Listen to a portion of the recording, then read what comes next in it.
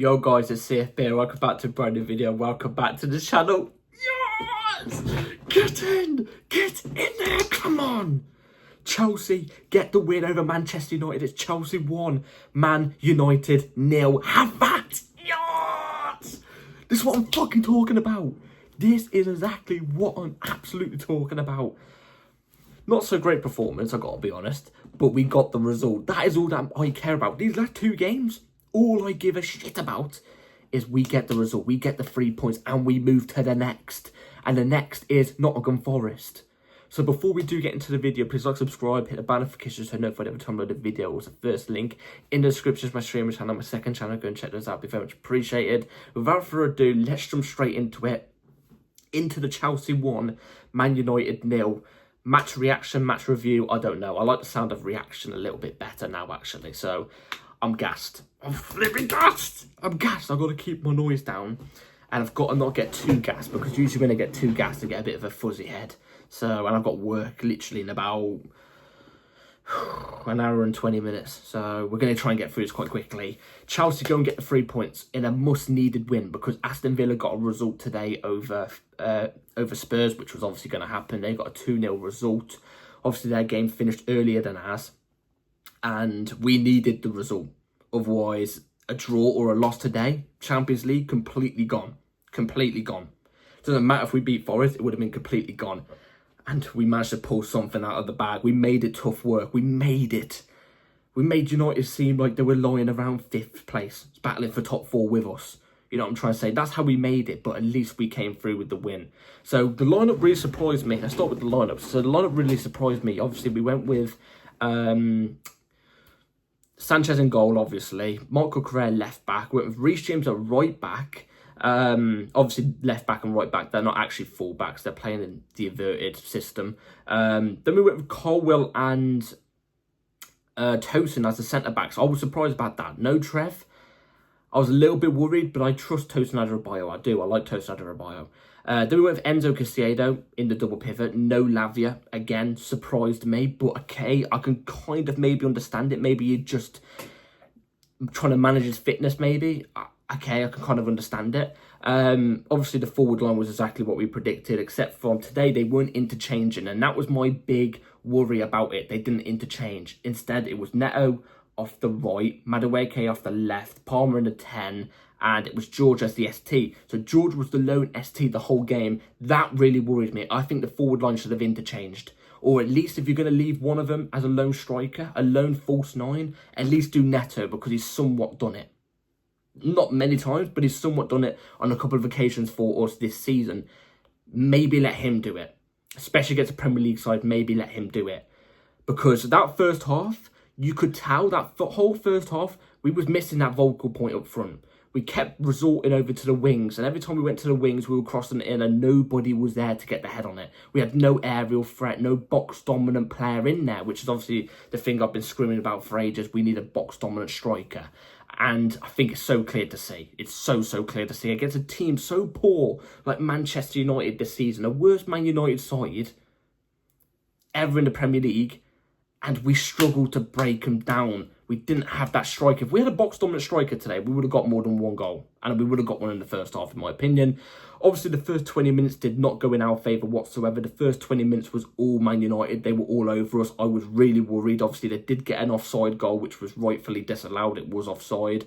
And, you know, I was thinking to myself after those first 20 minutes, I was like, we're not turning up. Are we going to bottle it again? Are we going to look? Are we going to know? Are we knowing that this is a big game? This is a big game, and we're bottling it again. Is that what's going to happen, like we did against the Newcastle team? But the Newcastle game, the last game. Luckily, we started to up the pressure. The ball started to just be all us. Like, we were all into possession and stuff like that. After the first 20 minutes, we were the better team. But we didn't get anything out of it. We didn't even test the keeper after those first 20 minutes. We didn't test the keeper in the whole of the first half. That was a big problem for me, because you got Onana in goal. Onana, he is shit. He's on borderline level with Robert Sanchez in terms of how shit he is. You know what I'm trying to say? Maybe even worse, which is crazy to say. And we didn't even test him in that first half. Didn't even have the confidence. I think the closest chance we had in the first half was the Reece James shot that hit the post. That was the closest one, and obviously that's where you want Reece James hitting the ball, around those positions, because he is one of the very few in this team that you can look at when he shoots in that position where you think it's going on target and it's going to create a chance from us, or it's going to the back of the net.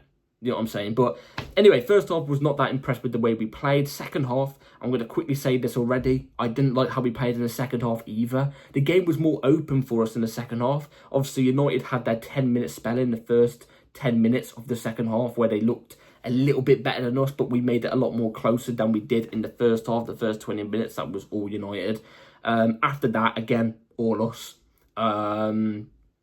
Again, they had a couple of opportunities in the second half, you know, after their first 10-minute spell, but not anything, you know, to really worry us. We obviously did end up getting the goal, which was around the 70th minute, and it was all thanks to Marc Cucurella. But I've got to give a quick applaudance to the guy who got the assist, Reece James, because he wasn't having a great game up until that moment. I know he said he hit the post not long ago, but his all-round play wasn't the best. But this assist made up for the whole game. He receives the ball and he spins one player, like I forgot what the skill move's called, but you know when you spin on the ball, he spins over him, turns over on the right, and straight away, after he spins past the player, whips in a beautifully weighted, beautifully curled cross into Marc Cucurella, who is there for a bullet header. I'm talking Morata type of header. If you remember Morata versus United, that's the type of header it reminded me of, except from it was a lot different. But I'm talking about the weight of the header, the weight of the cross. It was perfect. Really good goal. Again, a left back in a striker's position scoring the goals. Where's my striker? Where's my striker or my forward scoring the goals? I don't mind it. I'm not going to care. I'm just saying. Do you know what I mean? I'm just saying, where's my strikers? It takes a fullback to get our goal. And it's just really good, the fact that we got that goal. We got that cushion. Literally shortly after, maybe a minute or two after, Noni Madueke had a vital chance to give us that extra cushion, which we desperately needed, because obviously the game ended 1-0. Obviously, you all know that. When it was 1-0, I was feeling more nervous, the fact it was 1-0 going into the end of the game, than what I did when it was 0-0. Because I thought in my head, if it's 0-0, goes to the 90th odd minute, I think we could bag a goal.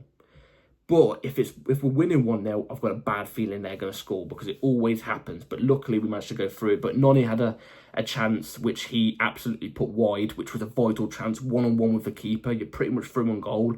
You've got to be scoring there. I think he slipped. I'm not too sure. But look, first half, both halves, I'm not impressed with the way we played. But for these next two games, I don't give a bollocks. I do not care, because guess what? We're getting Champions League. We're getting it. I'm telling you, I feel it now. It was like midway through the game, and it was around the 60th odd minute, and I was sitting there in my seat, and I had a picture of the Europa League in my head, and the sound of the Europa League anthem playing in my head, and I was there like, oh my God, we're going to go Europa League next season, aren't we? It's better than what we've had this season, but I don't want Europa League. We had to get Champions League. Like, I was really dreading we was going to get Europa League, but thankfully we pulled through. Thankfully we had the cojones to get through this game, get the result. Please, we've just got to win against Nottingham Forest. The Nottingham Forest game is game of the season. That's the biggest game of our season. I know that this was meant to be our biggest game of the season, but now it's switched.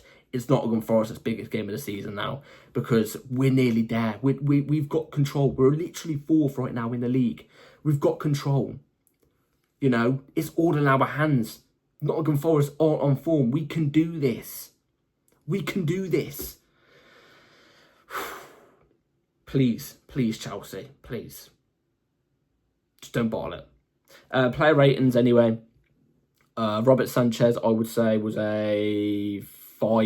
His distribution was poor. Then I'm going to say Cucurella got the goal. Apart from the goal, he would have been a 5.5, but I'm going to give him a 6.5 because he got the goal and he popped up in the right position. Really good goal. Reece James was not having a good game up until, I didn't think he had a really great game in general, but he got a brilliant assist. And you know what? I'm going to give him extra points. Why? Because when we got that goal after, he was just bapping his, hitting his chest to the Chelsea fans, getting them up and stuff. I love that, man. Reece James, proper chat. That's just what I love. I'd say Reece was I'll give him a 6. Colwill and Toaston, I'll give them both. No, Colwill I'm going to give a 5. Toaston I'm going to give a 5.5. Because Toaston was relatively quite relaxed. He didn't do really much wrong. He was relatively quite solid. Colwill, on the other hand, there was many times where his heading ability was so poor. And he was getting done on that left-hand side so much. So I'm going to give him a 5. Enzo and Caicedo. Enzo, I got to be honest, he didn't really do much today. I've got to be honest with Enzo. He didn't really do much today. But he didn't do anything good either. Do you know what I'm trying to say? He's had one of those games. So he didn't do anything bad, didn't do anything good. So I'm going to give him a 5. Caicedo was absolutely everywhere. Pivotal to this win today. He was everywhere. He was getting involved in everything. You know, when United are passing around in their box, you'd expect one of our forwards to press it. Caicedo was the one pressing it. He was nothing short of brilliant. Again, just another standard Caicedo brilliant performance. I'm gonna give him a 7. Straight up, brilliant. That's what the word. Off the left, Neto off the right. He had some good moments. He took on his fullback a lot more than what he usually does. But today, for some reason, his crosses weren't as good as what his take on ability was, and usually it's the opposite. So I'll say he was a 5. He was alright. Noni, quiet, didn't do anything bad, but just quiet. Didn't really have much service in terms of receiving the ball over on the left-hand side. But when he did, he took on his fullback and he whipped in crosses and was creating chances for us. He had a very big chance where he should have scored it. So I'm going to give him a 5.5. And then Palmer was more better in the first half than he was in the second half. Second half, he kind of faded off a little bit. But he was picking the ball up in the right positions. It was just obviously the fact that we lacked a striker.